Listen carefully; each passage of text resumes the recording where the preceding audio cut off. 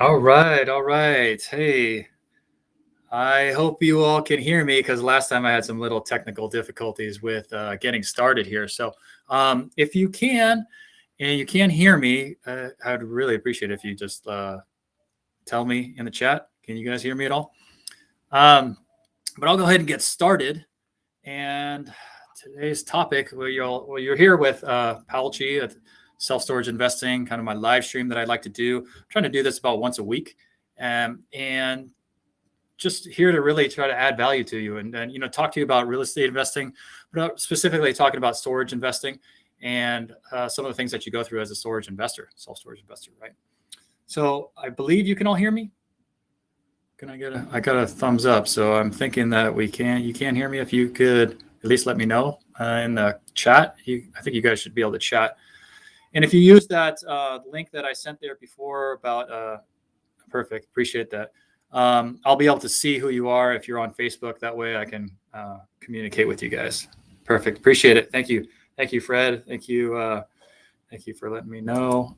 Looks like I'm clear. Appreciate that. And as well, we got another Facebook user. Thank you. Appreciate that. All right.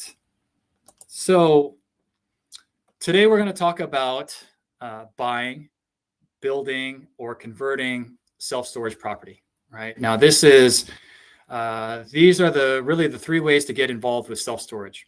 And a lot of people have different questions about them. And so I'm going to go over kind of a high-level topic today of just talking about, what the differences are and what should you do, right? That's really the question is like, now that you understand the differences between them, what should you do? All right. But first, like to talk about, just kind of do some intros. I'd love to see where everybody's coming in from. So, hey, if you're here with me, let me know what city you're coming in from, where you are located. I happen to be located in Los Angeles, California, although all of my self-storage investing and my multifamily investing, and actually the couple single family houses that I had or have as well have all been out of state. So nothing has been inside of California. All of it's been, I'll call it all over the place. So it could be Kansas City, it could be Dallas, Jacksonville, Baton Rouge, Houston, all over the place, San Antonio. So let's see. We got some people from, Fayetteville. Thank you for coming in. Facebook user, Fayetteville, North Carolina. Awesome. And we got another person here. Where? Owensboro, Kentucky. All right. I've never been to either of those two places, but welcome. Thank you for joining. And let me know where you're from. And, the other thing I like to ask people too, during this is, type in the chat something about like things that you accomplished in the last 30 days or something that you're going to accomplish in the next 30 days, right? I think it's important. It's important to have these, take the time to figure out what have you done in the last 30 days that's going to get you to the point to where you want to go, right? Are you doing the things? Are you taking the action that's getting you to the point where you want to go? I'll just give you, for me, I've analyzed in the last month, it's probably more been within the last 2 weeks. Our team has analyzed 49 deals. So we went through 49 deals so far. We sent out 9, I wouldn't say they're offers. They're just kind of ballparks of where we come in at to the brokers. So many of them are so far off that we're not even close. So we don't even send it. But so far we sent 9. We'll probably end up sending about 20 out of those 49 just to those brokers and let them know that where we're coming in at, what we've, this is the price that we'd be interested in the property. And truthfully, we're gonna go through a lot of these. We're gonna go through a lot. But eventually we'll come across one or two that we will like and that we will be close with, and the owner will say, hey, I'm interested in selling to these guys, right? So you as an investor have to go through a lot of these. You're going to be going through the same exact thing that I'm doing. You're going to be going through a lot. And if you think that you're just going to analyze one deal and put an offer out on one deal and it's going to get accepted, you're going to be very lucky to have that happen. Okay. So let me know what you're doing. I haven't sent out any LOIs from those ones. So 49 deals that I analyzed, 9 that we've sent out initial kind of, I'm not sure if they're necessarily offers, but they're just a little bit of, this is where we would come in at. And then we've sent out 0 LOIs so far. So I've gotten invited to probably send out 2 LOIs of those deals that we sent out, but we're still kind of far away, so I haven't decided to whether or not we want to actually send off an LOI. Hey, Lonnie, thanks for joining. Okay, you're on the Space Coast of Florida. Analyzed a lot of deals, single-family deals and multis, right? 3 offers sent, 2 under contract. 3 offers sent, 2 under contract. That's awesome. That's awesome. All right. Looks like you backed out of 1 during due diligence today, but that's okay. I mean, you're doing the steps to get these deals under contract, and if you got 2 under contract, that's great. That's great. I mean, that's action. All right. So while the rest of you are writing in, feel free to write in, what something you've accomplished in the last 30 days or you're going to accomplish. As far as what's going to accomplish for me, I'm going to accomplish, I think I'll get my deal closed in the next 30 days. So it should close within 30 days. I'm not sure if we'll have to extend it or not, but it's scheduled to close within 30 days. So hopefully within that time frame, you'll hear me talk about another deal that I've been able to close. But today we're going to talk about buying, building, converting, and self-storage, right? I'll talk about a little about personal experience, and then we'll get into some Q&A. So the actual presentation part of this probably won't be too long, maybe 15, 20 minutes, and then we'll just do Q&A after that. So if you have any questions, you have any topics, you have anything that you would like to discuss, it doesn't have to be about buying, building, or existing properties. It can be about anything. It could be about partnering, it could be about lending, it could be about due diligence, anything it could be about returns, like what kind of returns are you getting in self-storage, anything like that. Be sure to write them in the chat, and then I'll get to them when we get to the Q&A. All right. All right. So let me just give you, just a quick background. So just who I am, just so we can sort of level set. I started in the multifamily space. I've been doing multifamily for a number of different years, probably like 5 or 6 years now. Did 2 deals on my own. One was by myself personally in 2017, 2018. I bought another one on a joint venture. And then 2019, I got involved in 5 syndications, all on the general partnership side, right? Once COVID came up in 2020, it made me sort of shift what I was doing. And with a lot of the uncertainty that was going around, I really decided to add a different asset class to my portfolio, which was self-storage. So that's what opened me up to self-storage. If COVID never came around, I probably would never be in self-storage. And so about a year ago, I closed on my first self-storage deal. So that was January of 2021. That was my very first one. And then fast forward to 6 months later, July of 2021, I closed on a total of 5 more properties. So that was 6 total in 2021. Just closed my 7th one in February, so a month and a half ago. It was number 7. I have number 8 under contract, and trying to fill up the pipeline with number 9, 10, 11, 12, and 13, things like that. They're all self-storage, just so you know. So that's a total right now of 1,700 units under contract, self-storage wise, over 210,000 square feet. And like I've mentioned to many people, when it comes to square foot, when you come and talk about self-storage, it's really more on square foot. So you're talking about square foot per more than you're talking about unit size, right? So unit size can give you kind of a reference point, but there's a big difference between 175 units that are meant for cars or boats or RVs or vehicles versus 175 units that are 5x5s and that are meant for storing like a bike and duffel bags and clothes, right? There's a big difference between those. All right. Great. So let's start talking about the topic of the day. All right. And let's get into it. So building a self-storage property. We'll start with building. All right. Now, building is AKA also known as development, right? So this is basically where you're going to find a piece of land. Right, you're going to find a piece of land. You're going to go through the zoning process. So that means you need to find out what it's zoned for, what it could be zoned to, and potentially change the zoning of that piece of land. All right. Something that's very important that you're going to need to do is called a feasibility study, right? You're going to have a third party do a feasibility study. Now, these feasibility studies, they cost, I don't know, they can cost $5,000 to $10,000 to $15,000, right? Depends on how extensive it is. But you're going to pay a third party person to come in and tell you whether or not if you build something on this piece of land, whether or not it has a good chance or not to fill up with people, with renters, right? Because if you build in certain places, there's not enough population or there's an oversupply of self-storage, well, then renting up is going to be difficult, right? And you may have to, go through a long process of keeping your rents very low in order to get rented out. And so that might not be what you want to do. All right. But you need to have that feasibility study done. It's not mandatory. Well, okay. I would say that it's one of those things. It's probably not mandatory. It's super highly recommended. All right. Everybody was going to recommend that you do it, so that you pay that money to do it.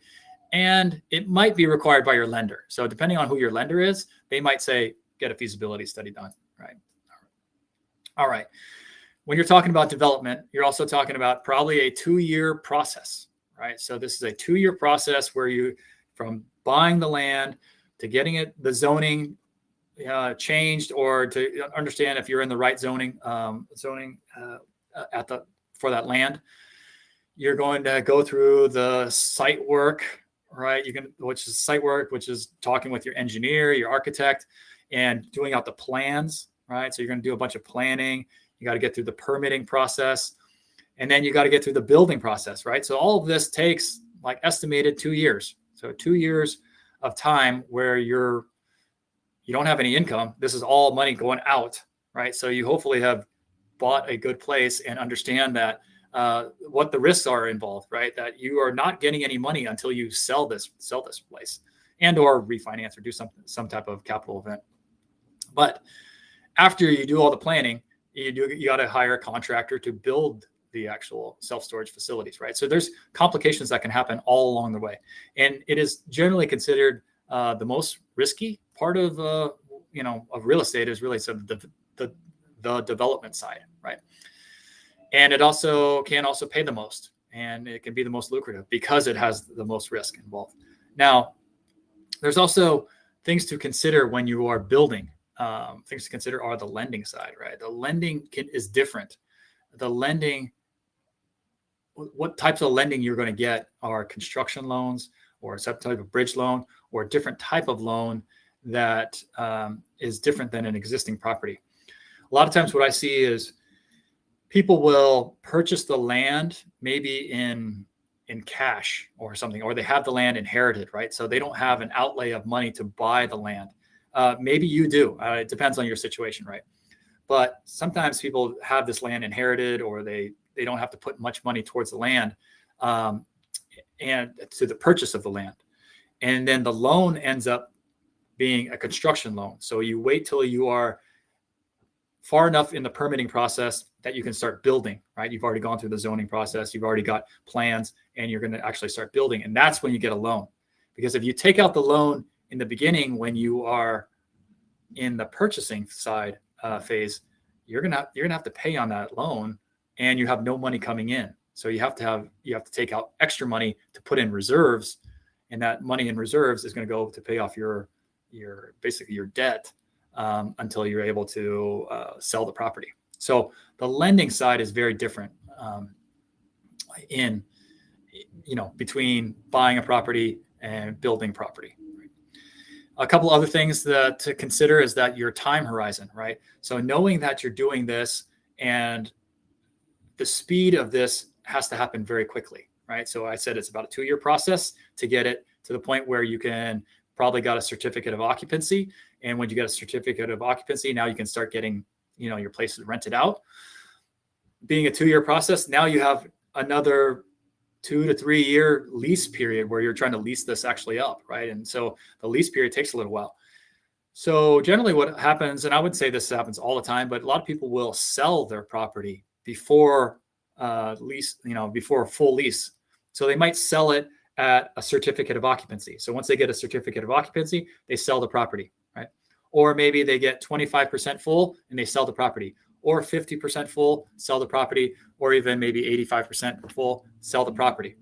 That's because, again, you've outlaid a lot of money, and you need to sell the property in order to actually make the profit. If you go through the refinance portion at that period, or you do something else, there's possible, ways of taking out those first loan and doing, getting a different type of loan. But hopefully that it's worth it for you. You've done enough, I guess, homework to figure out that doing a recapitalization or a refinance or something, some new type of loan you'll actually still be okay and be able to make the money back going from ground up to full lease up. All right. So there's just exit plans that you need to think about as far as like, what type of exit plan am I going to do when I am building a property? All right. I'm just, again, trying to talk from a high level of like building a property and the things that you need to go through. I'm going to go ahead and move on to converting. All right. So converting a property, it's similar. All right. Now, conversion, I guess the easiest way to describe it is like you take a old building that is probably vacant. So you think about like a Super Kmart or, I don't know, Toys R Us or something, some company that, I don't know, went bankrupt, went out of business, and they have a large building and it's now basically a shell, but it has been built. It's probably in a nice retail center. There's probably been studies before that have said, hey, there's enough population in this area to support this type of big box store. And you're kind of leaning on a lot of that homework that is already done before you. And you're converting that into a self-storage facility, right? So now you're kind of gutting the inside. You don't need all these cash registers or, aisles for, grocery stores or anything like that. Basically, you're gutting the whole inside and you're hiring a company to come in and do the work to install interior self-storage units, right? And those are, if you're going to be building something like that, it's probably Class A and it's probably climate controlled. It doesn't have to be, but a lot of these they're conversions into climate controlled. They may even be multiple stories. So depending on how high your ceiling is, your roof is, you might be able to put in a second story, maybe a third story. Maybe it depends on, you're converting an office building. Maybe you're putting in, I've seen like 9 stories, right? So it can be anything, so it depends on what type of building you're converting. But with a conversion, you're going to go through a similar process, right? You're going to find the property. You're going to check the zoning. You're going to check the zoning on the property. You're going to go through, instead of a 2-year process, you're probably looking at more like a 6-month process before you start getting this property you're in the leasing phase, right? So instead of 2 years, now you're talking 6 months because it's already been built, probably already has some HVAC, some utilities already, they're obviously you got to check them out, but they're already, installed and hopefully working. All right. And the shell is already there. So you're really just focusing on the interior build, right? Getting a contractor out there to make sure that the contractor is familiar with self-storage and is ready to build self-storage from the inside. And again, things to consider is the lending. Lending can be a little bit different, right? It's probably going to be similar to like a construction type of loan where you're building something and you have a shorter time horizon than you would if you're developing something, right? So you have to have different type of lenders. Lease up period. So you're probably on a 2 to 3 year lease up period where you're saying, I'm going to lease, in order for me to lease this up to the point where it's full, it may take 2 or 3 years before it's fully stabilized. Now, maybe it happens faster if I discount, and I do a lot of discounts and a lot of promotions, then maybe I'll get it leased up faster. Okay. But it may not be fully stabilized at that point. You may still have a lot of concessions and your economic occupancy is still pretty low compared to what it should be, right? Compared to what the market is. So, but the whole idea is that you can get up and operational a lot faster, 6 months versus 2 years.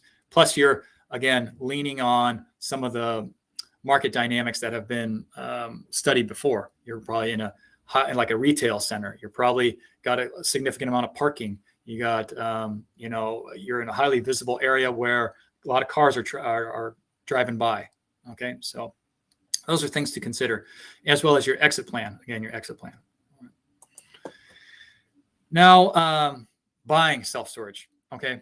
Buying self-storage. Now I'm talking about buying existing self-storage properties. So if you're talking about buying an existing one, right, this is a lot of the risk has been already done by somebody else, right? They already built it. They've already got it maybe leased up to a certain point, but you're buying it. And so you don't have to worry about that part of it. You don't have to worry about the zoning and getting permits, and go through planning and talking to a civil engineer and things like that. You will have to do a market study. So I don't know if these are things that you have to do. I would say that if you are a smart investor, that you want to do a market study, which means studying your competition, figuring out how full they are, and what is the market rate for those particular units that you have, and figuring out what's the spread or what's the difference between your property and the competition, right? So that's a market study, not necessarily a feasibility study. Now it's gonna cost somewhere around the same, maybe a little cheaper. So you're again talking $5,000 to $10,000 to get a market study done, but you want to have a market study done by a third party, right? Somebody that's a consultant in the business that has a lot of experience, and they can tell you, hey, based on these numbers, I would see that you have some good upside, or you don't really have much upside. It looks like you are pretty stable as the property, and you're the market leader, and doesn't seem like there's much upside to your property. So you want to know those things. Okay. Great thing about, I guess the difference, I would say, between buying an existing property is that you're getting cash flow, or you have the potential to get cash flow a lot sooner, right, than a build, right? If you're building, you're not getting cash flow until 2 years at least down the road, and you still might be negative for a little while. Whereas in existing property, I don't know how negative you would be unless you have very low occupancy, but you have the ability to be cash flow positive pretty quickly, right, through operations, right? So the focus is on operations. The focus of once you buy it is really, how am I going to operate this facility better than they did in the past, and how can I improve that? In what ways can I add some ancillary income? What other ways can I drive income besides just pushing up the rent? And that's really what you're focusing on, is the operations side. Now, I will tell you that just for me, people ask me, like, what do I do? And people always ask me, hey, what do you want to do? What should you do? Or what should I do? And truthfully, that you have to come at it from many different ways, right? These are 3 different ways that you can get involved in the game. But it depends on a lot of different things. So it depends on the opportunity, right? So what is the opportunity? When you look at it, is there a fantastic opportunity for you to build because, I don't know, you got the land cheap, or it just happens to be in a perfect area, right? Or, what's the opportunity? You think that you can turn this around in 2 or 3 years and just make a sale and be able to make a great profit on that? Well, hey, it may be an opportunity for you, right? In terms of the team, these are something you need to consider, right? What is your team made of? Is your team made of people that are familiar with any of this? Like, are they familiar with existing properties? Are they familiar with ground up development? What is your team made of? And what are their strengths and weaknesses? Right? Timeline. I would say timeline is important, because timeline in an existing property is probably, I see a lot more holds. People are going to hold for 5 years. At least it's kind of the plan, right? 5-year hold. Generally, people aren't planning to sell in 3 years. Now, they might sell in 3 years if they have just a great offer, or some offers come their way. Yeah, people will sell early. But the plan originally is, hey, we're going to hold on to this property for 5 years. In development, or maybe even conversions, the timeline may be different. The timeline may be, hey, in 3 years, we have to sell this property. So we got to go through the whole process. 3 years, we sell. Or maybe we want to hold on to it for a longer term. So after 3 years, we need to refinance and refigure out, like what type of loan we're having, what type of investors we're bringing in. That's a consideration that you need to think about in terms of what should you do, right? So the timeline of the lending side is really important, right? Those construction loans are generally 2 to 3 years, right? 2 years, maybe a year extension. So that's a different type of loan than you're getting on a 5 or 10-year term for an existing property. I would say another thing you need to consider is your investors. So if you have a bunch of investors. Now, I would say like me, all of my properties have been existing properties. I haven't developed anything yet. I haven't converted anything yet. And all of my investors have come from the background of buying existing properties. So now if I have a development project, I have to also convert my investors to a development project. And they have to understand a development project is very different. I have to go from, hey, in the first year, buying an existing property, you're going from probably the first 6 months, we're not going to make any distributions, but after that, you should start to see distributions every quarter, right? So everybody's thinking, okay, every quarter I'm probably going to get a distribution, and it starts to grow every year, right, up to the 5 years. That's kind of a general plan for an existing property. But now, if I'm going to go do a development, now I got to tell all my investors, hey, guess what? You're going to get zero cash flow. You're not going to get any rent payments, and we're not going to get any money until we actually sell the property. So for 3 years, you're not going to get any money. There's going to be no cash flow, zero, until we sell the property at fastest 2.5 years. So be prepared for that. Now, that's a different type of investor. Some investors may say, yeah, I like that idea because your returns are 5% higher. Your IRR is like 20% versus 15%. So maybe they like that because they're just like, hey, that's fine. I can put my money there for 3 years and I don't really need the cash flow because it's going to make a higher return. Other people are like, maybe they don't like that. They don't like that idea. So your investors is something you have to consider when you are going to do a whatever type of project, development, construction, conversion, or an existing property. All right. And then the last thing, and I think it's probably the most important thing, is experience, right? What is your experience? So, and this is why I have stayed with existing properties, because my experience has always been buying existing properties. I haven't gone through developments. I haven't done any developments. I haven't done any conversions. I'm doing an expansion right now on one of my properties, which is kind of like a mini ground up development, right? So I already have cash flow at that property. It's already cash flowing good. So now we're going to expand the property and build on some land that we have right next to it.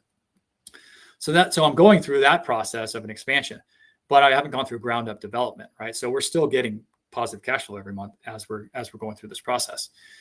But since all my experience has been on this existing properties, that's where I focus on. So a lot of times people ask me like, hey, do you want to get involved on this deal? I have a piece of land. And truthfully, I'm like, my experience has been like focused on existing properties. So I know how to run existing properties, whether it's multifamily or whether it's self-storage. And so I have a lot more experience and operational skills, and our team is built to do this. Now, when you do development, and my investors are used to this type of model. Now, in order for me to go do development, I don't have that experience. And these are all new skills that I have to pick up, right? Of working with the zoning, working with the architect, and working with different types of lenders, and then I have different types of investors, right? So this is a whole nother thing. Even though it is self-storage, it's probably closer to developing multifamily or developing single family or developing industrial. Like there's skills that are relatable to developing on any of those different asset classes, whereas the skills that I have are more on existing properties. So even though the asset class is the same, the skills that you have that I have are different, right? So that's why right now I know for 2020, we're really probably not going to be doing any existing, or we're not going to do any building. I mean, unless it was just an outrageous deal, right? We don't really see ourselves doing any building. So we're saying no to a lot of development. Conversions, yeah, we'll take a look at it, but truthfully, it's not going to be our bread and butter, right? We're focusing really on existing properties. Okay, so hopefully that gives you some idea of like the differences and things to consider with storage and like getting involved in storage. Now, so I'm going to move into the Q&A portion. So I would love it if you guys have any questions. You got any questions, then they can be about, I don't know, again, any topics that you want, self-storage wise. It can be about multifamily if you want. It can be about finding deals, partnering, lending, anything that you want on that. I'll move into the Q&A portion. But as of right now, before I get into that, if you are at least picking up something, picking up anything that's been, I guess, good for you, or I don't know, how do I say this, has been beneficial or valuable to you, if you could give me a thumbs up, throw me a like on whatever platform you're watching this, I would definitely appreciate it. It helps the algorithms, and I guess it keeps the juices flowing for me to do this continuously, right? All right, and let me see. I just want to also mention that, hey, if you're interested in partnering, I should have a link. There should be some links in the descriptions to go ahead and fill out a Google form. People that are interested in partnering, whether that's LP, whether that's GP, whether that's JVs, I basically do them all different ways of partnering, from joining a small group. Feel free to fill out that form, okay? And let's see. I also just wanted to mention, because people ask about furthering education or anything like that. I personally don't have a education program, so I'm not here to necessarily educate people. I'm here to talk about what I do, and hopefully that gives you some nuggets of getting inside of a self-storage investor's mind. But I don't have courses, or I'm not selling any courses or things like that, or modules or workbooks, that's books and things like that. That's not what I'm doing. I do have a mentoring program, so people have asked about that. I do have a mentoring program. If you're interested in a mentoring program or getting involved in a deal that I'm doing, and you want to get involved in one of my deals, then go ahead and fill out that partnership form. There's a thing in there. And truthfully, there's actually a wait list, because I don't really bring too many people on when I mentor and bring people in on a deal. Probably bring anywhere from 2 to 4 people. So, and that's it per deal, right? So I have to have a deal that I have in place for people to get involved with. And then just lastly, we have started a real estate investment fund, which kind of focuses on, it's for accredited investors only. And it's for them to diversify into multiple different asset classes, where self-storage, multifamily, short-term rentals, debt and equity, short and long-term investment opportunities. So if you're interested in that, just fill out that form. The minimum investment is $25,000, and you can actually spread that throughout several different investments in the fund. All right, so let's get into the Q&A. All right, I'm going to do some Q&A from people that wrote in to me either through email or connected with me on, say, Facebook or LinkedIn or something, and wrote some questions here. So the first question is from Jules. Jules, how you doing? How are you dealing with the interest rate hike? I'm curious. Okay, so good question. So interest rates. So everybody's anticipating interest rates going up, right? Let me just give you an example of what happened on both of my latest 2 deals. So I had one deal that I put under contract in November, and I closed that one in February. All right. That one, the interest rate started out at 4.33 is what we were quoted at in November, 4.33%. It was going to be a good loan. We're super happy. And as February hit, all of a sudden things started going crazy. Everybody started talking about inflation. The Fed started saying, hey, we're going to raise interest rates at least 2 or 3 times this year. Things started spiking and going crazy. The war on Ukraine started to build up, and people were starting to think, no, this could actually happen. So people got scared, or markets got scared or whatever. So my interest rate went from 4.33 to 5.25. And I was like, wow, that's a huge jump for what are we talking, 3 or 4 months? It went up from 4.33 to 5.25. Luckily for me, that we underwrote it at about 5 anyway. And so we still had a little bit of, we weren't basically killed because we didn't underwrite it necessarily 4.33. We incurred some, more debt than we would have liked to take on, but because of the property and because it was of how we did it, we were still able to make that happen at 5.25, right? So that's where we are now. So in other words, I kind of got hosed and didn't feel very good about it, but it happened and we're moving forward, right? The second deal I put under contract, and now I'm a lot more like, hey, I got to watch out for the lender all of a sudden telling me, hey, that you have a great rate at 4.1, but 3 months down the road, when they already talked about interest rates being hiked, that all of a sudden that rate goes up to 5 point, whatever. And so I was very like, keen and aware of like, I don't want, I'm keen about keeping this interest rate, because when you sign the term sheet, you sign the term sheet when you put the deal under contract, right? And so again, that's 2 or 3 months or whatever, however long it takes, of a difference between what what you signed versus what you're going to actually get when you get a loan commitment.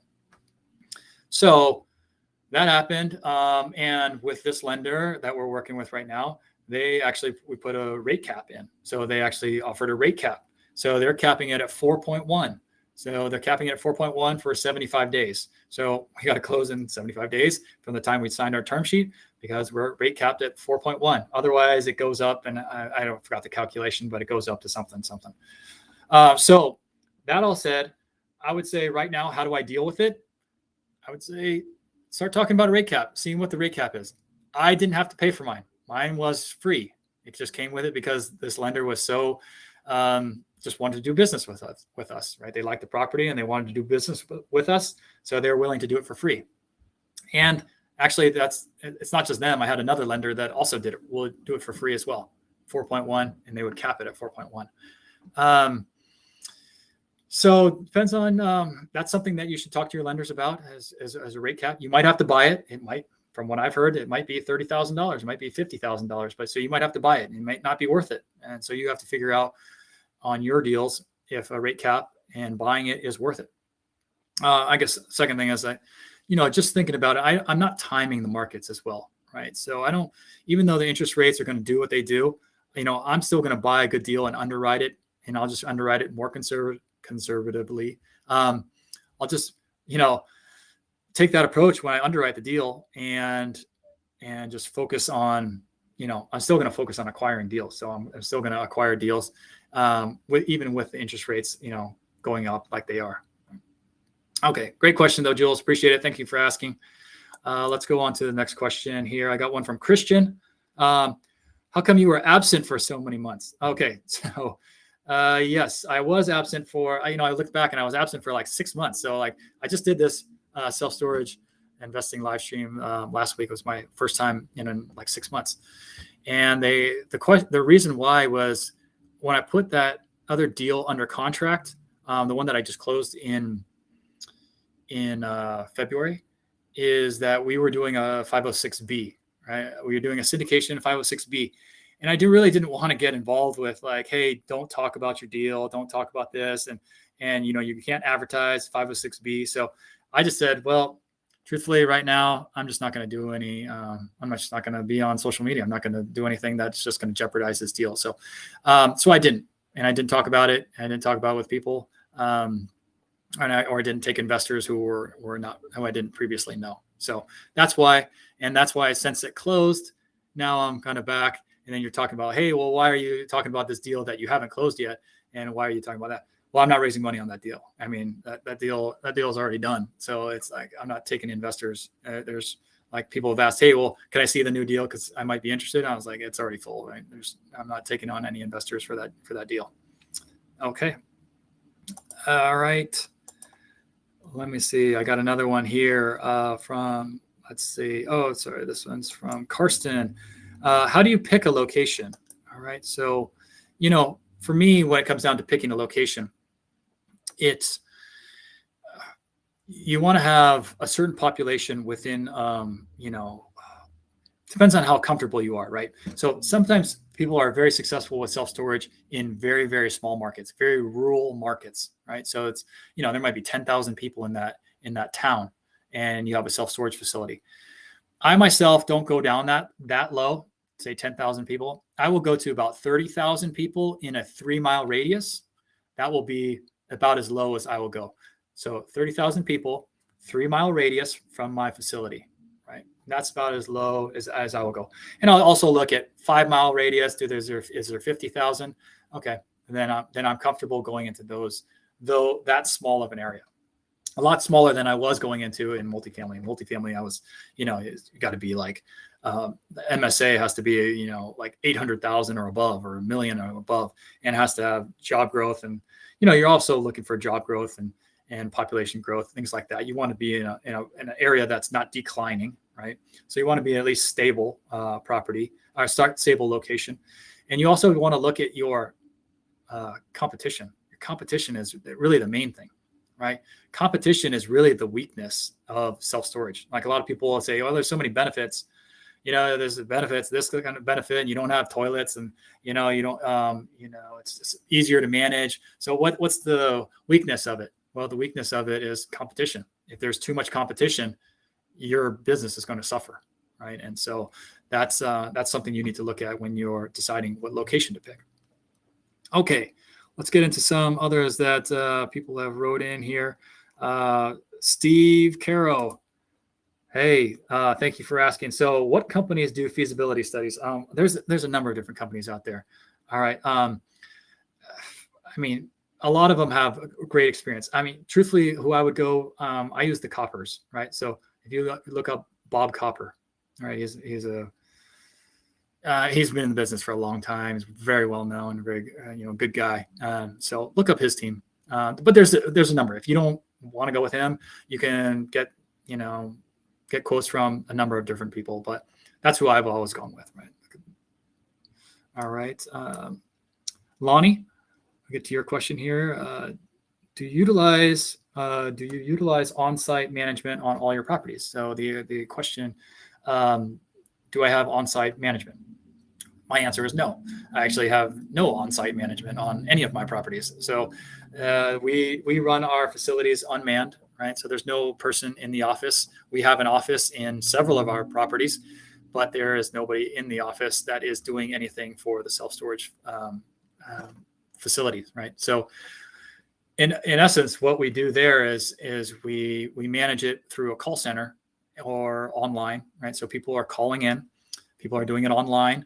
And they are booking, paying, reserving, all of that stuff. You can do it all online or do it through a call center. And that's just basically how we do it. The other part of it too is that since it's an office, we can rent that out for extra money, right? So at 3 of our facilities, we are in the process. Well, I would say this, more than 3 of our properties, we are in the process of renting it out to somebody. Right. I think at 2 of our properties, we already have renters in there. And the other ones, we're still working on getting some renters in there. But yeah, 2 of our properties, the office, basically turned it into a residential, turned it into a furnished sort of short-term rental for the big oil refineries. And so we have people just renting them. And the oil refineries have seasonal people that come in and they want to rent somewhere and they don't want to go buy a bunch of furniture. So we furnish the place out. We give them internet, and the oil refineries pay us, right? It's just that works out great. So that's been great for 2 of our facilities, and we're working on a 3rd one right now to get that done. All right, Jeremy Mims.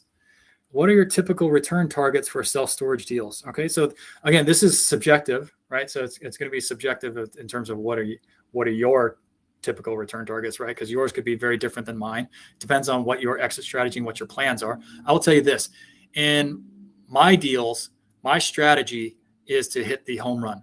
Okay, I'm looking for home run deals. I'm looking for infinite returns. I'm looking basically for the holy grail of real estate investing, which I feel is infinite returns. So basically, hey, we all go buy a property, and in 3 to 5 years, we refinance that property, we recapitalize that property, we do some type of capital event that we can give back all of our investors' capital, right? So we can reimburse them 100% of their capital. They've gotten cash flow all the way through. They get the return of capital, and then they stay in the deal, right? And you stay in the deal, and now we have the property. They have no more money inside the deal, so you've got infinite returns. They can go take that investment. They can go invest it in any other deal they want. Could be one of ours, could be somebody else's, and now they're making basically returns on 2 different properties with the same amount of capital, right? They haven't done anything with they haven't had to get an additional form of capital. It's that one form of capital has been able to invest in multiple deals. So that's what we're looking for on all of our deals, right? And so we turn down a lot of deals because truthfully, that in order to get that, you have to have a significant amount of value add, right? Your property has to have a lot of value add, has to have a lot of meat on the bone in order to do that. And you have to be able to feel that you have enough ways to increase your income, decrease your expenses to get to that level where you can refinance at, say, 70% of loan to value and still be able to return 100% of your investors' capital. All right. It's not easy, but I mean, we feel good that we're able to get some so far. All right. Thanks for your question there, Jeremy. Let's see. Oh, hey there. Hey, I'm just saying hello. Okay. So how about Danny? Got a question here. Danny Salas, thank you for asking us. So what are some rules of thumb for assessing self-storage yield? I mean, I would say that the major rule of thumb that I tell people is when you're underwriting deals in self-storage, you're going to probably use a 40% expense ratio, right? So in multifamily, as soon as you get over, say, maybe 20, 30 units, you're probably looking at a 50% expense ratio, right? Now, I don't know. You can run it better, and maybe you're running it better at 45%. But if you're just kind of using a rule of thumb and you're just kind of evaluating a deal really quickly, you're probably using somewhere like 50 or 55% expense ratio just to give yourself a little buffer as you're analyzing a deal very quickly, right? And that's what I think you're talking about in rules of thumb. That's when I look at rules of thumb, I'm not looking for the exact number. I'm just looking for a real quick way that I can analyze this deal and figure out if it's a deal that I want to move forward on. So in storage, I'm going to use a 40% expense ratio. So there's 10% extra profit and 10% extra NOI in storage operations than there are in multifamily. That's one of the benefits, right? And I mean, we can get in, if you have a question of like, why is it 40 versus 50? Feel free to ask the question. I can get into that as well. Let's see. Hey, who's here? Oh, Kago. Hey, what's up, buddy? Okay. Good to see you, man. Let's see. Awesome content as usual. Appreciate it. Thank you. For those who are curious, what are the specific criteria for your team to look for when you're considering self-storage investment? Size, units, price. Okay. Great question. This is just my team and what we are looking for. This isn't what everybody's looking for. And I will tell you that what we're looking for now is not what we were looking for when we started out, right? When we started out, we had a very different set of criteria. What we're looking for now is very different than that. So I will just say in general, what we're looking for is anything that's probably $3 million and up in terms of purchase price.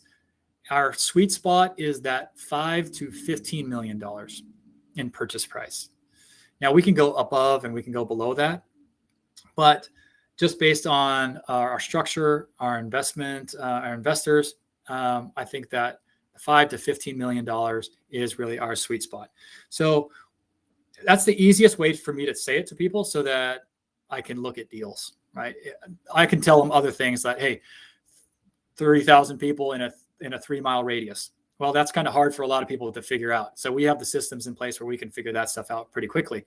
But a lot of other people are like, well, I don't want to send you a deal because I don't know if there's 30,000 people in a 3-mile radius. Like, yeah, I get it. It's not something that most people really have that much access to. So I'm just like, well, don't worry about that kind of metric, but that is something that we look at. Number of units. We don't really have a consideration of number of units. Again, number of units is more of a multifamily metric. Yes, you use it in self-storage, but it's not really the most accurate way to assess a building. Generally, we're looking at square footage. So I would say minimum 30,000 square feet, but we would like to be up above that. So I would say our last deal that we closed was 55,000 square feet. The previous one we closed before that was 60,000 square feet. And the previous one to that was 55,000 square feet. When I started out, my first one was 20,000 square feet. Okay. And so my rule was 20,000 square feet or above. The one we have under contract right now is, I believe, 35,000 square feet. Okay. So hopefully that gives you a sense of what we're looking at. So 30,000 people in a 3-mile radius, probably $5 million to $15 million purchase price. And then, something like 30,000 or more square feet. All right. Appreciate it, Kago. Good to see you, buddy. Thanks for joining too. All right. Here's got a Facebook user. Would you ever dual track lenders in order to make sure you don't get screwed? I have never done it. I have considered it in my mind, but then the other thing that you are going to go through is you need to put down the good faith deposit. All right. So say I sign, right? So when I go with a lender, I say, I like this, the lending terms that you give me. So I'm going to sign it. And what are they going to do? They're going to say, okay, great. Now put your good faith deposit down. Good faith deposit, I would say, is minimum's $20,000. I don't know, something like that. Probably around $20,000. I've seen them go up to $70,000. Right. So if I'm going to sign a term sheet with another lender, I got to be ready to put down $20,000 to $70,000. And guess what? Kiss it goodbye, because you can only go with one lender. So one of those is gonna go goodbye. Now, is it worth it? I don't know. It hasn't been worth it yet to me. So I haven't done that yet. So good question. I haven't done it yet. I don't plan on it. What I plan on doing is forming a great relationship with a certain type of lender that understands what we're doing, who we are, and wants to get behind us. And I want to find that lender who is going to provide the type of terms that we're looking for and really feels like we can go out and get multiple deals together. Because now I can do a deal with them and I can just do it over and over and over because I trust them. They trust me. I know what terms that I want. They know what terms they're going to give me. We can move forward a lot faster, right? So that's what I'm looking for, is that type of lender. Almost have it. There's some things that the types of the lenders that I'm working with won't do. So I still don't have that 100% lender that I want to go with. So if you are that lender, then let me know, but we can talk. Okay. So Primovid, thank you for joining in on YouTube. Let's see, please explain strategies for value add. Okay. So I'll give you the 4 main strategies that I think are in value add. These are low occupancy. Okay. So the place is, very vacant. You can buy, my first property I bought was 65% physically occupied. So obviously the economic occupancy was much lower than that, right? So 65% physically occupied. I bought another property actually in the same area, and that one was 57% physically occupied, right? So if you can take a property from 60% occupancy, right, economic occupancy, and bring that up to 85% economic occupancy, you don't have to do much with the rents.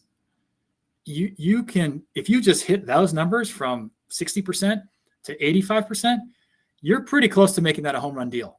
I'm going to tell you that you're really close to, like, that's going to be a home run deal where you can refinance that and get infinite returns and be able to return 100% of your investor's capital. Okay. That's a big value add. So that's one. Low rents. Okay. Low rents. So you do a market study, you find out that, hey, your rents are below market, and you think that you have a good reason that you can bring them up to market, or at least close to the market. That's going to be another value add, right? Because, but you want to make sure that you're comparing apples to apples, right? You don't want to take like what was mine, a C-class property, 60% occupied, and then I go and look at this big giant A-class property that's, say it's 2.5 miles down the road, and it was built in 2006, and it's climate controlled, and the rates are significantly higher than mine, and mine's, non-climate controlled, drive up, Class C property built in 1990. Well, you don't want to compare those rents, right? That's not a good comparison. So you want to make sure you're comparing it to the right competition level. Okay. So there's 2. Operational inefficiencies. So they're doing something that you can operate better. I'll give you an example. A quick example is, what other ways can you drive income?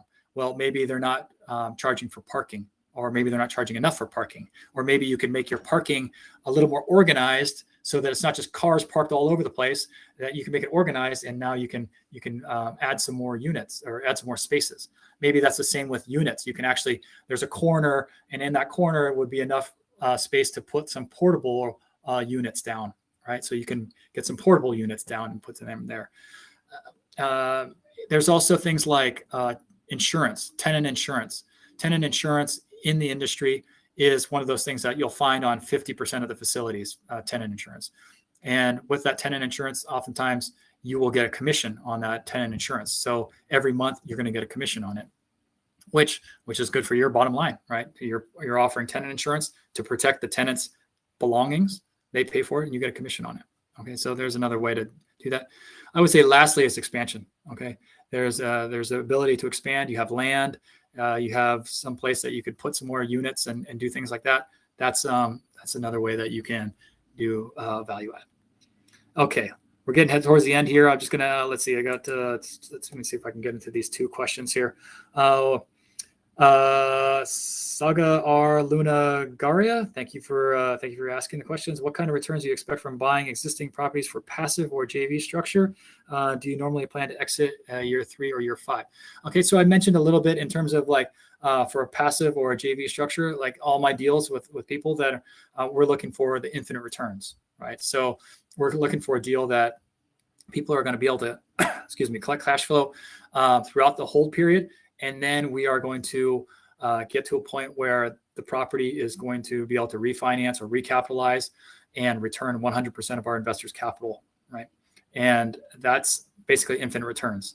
Now, if we did sell the property and we didn't do that, say we didn't do any of that, a lot of people ask, okay, let me compare apples to apples. All right, if it was just a 0 to 5 year hold on most of my deals, we're in that sort of 16.5 to 17.5% IRR if we just go from 0 to 5 years and we sell and we don't do any refinance, we don't do any recapitalization. It's just 0, 5 years. We're going to sell in 5 years. What does our IRR look like? It's something between like 16 to 17% is what we project on some of our deals. All right. Now, do I normally plan to exit at year 3 or year 5? Truthfully, we're not exiting in year 3. We may be recapitalizing, or refinancing, doing something like that, doing a capital event in year 3. That's what we would like to do. It could take a little bit longer. Could take 4 years. Could take 5 years. But that's what our plan is, and it's not necessarily to exit the deal. So right now we're a little bit longer term hold. So hopefully doing a capital event at 3 years, and then we are.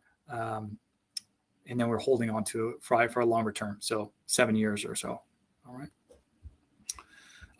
Thank you for your question there. And last question is renting out the office, great idea. Oh, okay, Lonnie, appreciate it. More of a comment. All right, renting out the office is a great idea.